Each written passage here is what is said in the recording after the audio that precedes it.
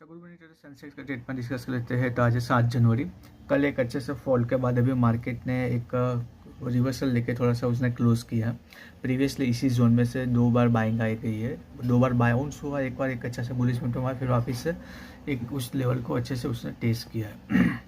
अभी एक चैनल बन रहा है, एक फॉलिंग वेज बन रहा है। तो अगर मार्केट कहीं इसी जोन में कहीं ओपन होता है और इस लेवल का ब्रेकडाउन करता है तो पॉसिबल है कि ये हमारे लिए 2 टारगेट है। एक ट्रेंड लाइन भी आ रही है, तो ये 2 हमारे पास टारगेट है। और अगर इस स्विंग को और ये प्रीवियस स्विंग के इस लाइन को यहाँ से क्रॉस करता है तो मार्केट में थोड़ा सा बाउंस दिख रहा है, तो हो सकता है कि छोटा सा स्टॉप लॉस रख के अपने लॉन्ग कर सकते हैं। ये 20 डे मूविंग एवरेज के ऊपर निकलते ही एक अच्छा सा बुलिश मोमेंटम हमको थ्रस्ट मिल सकते हैं।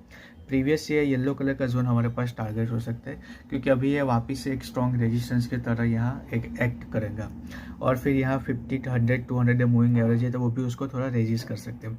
अगर इस तरीके से वन वे बुलिश मोमेंटम आ गया है तो फिर ये किसी को रेजिस्ट होने के बावजूद भी एक अच्छा सा इसको ब्रेकआउट करके ट्रेंड लाइन का ब्रेकआउट करके इसके ऊपर निकल सकते हैं। तो फिर थोड़ा सा हम होल्ड करेंगे, क्योंकि ऐसे ही वॉलेटाइल मोमेंट में हमारे स्टॉप लॉस ज़्यादा हिट होते हैं। थोड़ा सा कंसिडरेशन करके रिटेस्ट करेंगे, छोटा सा स्टॉप लॉस करके वापस से लॉन्ग करेंगे ट्रेंड लाइन के आसपास या मूविंग एवरेज का कोई उसको सपोर्ट मिलता दिखे तब।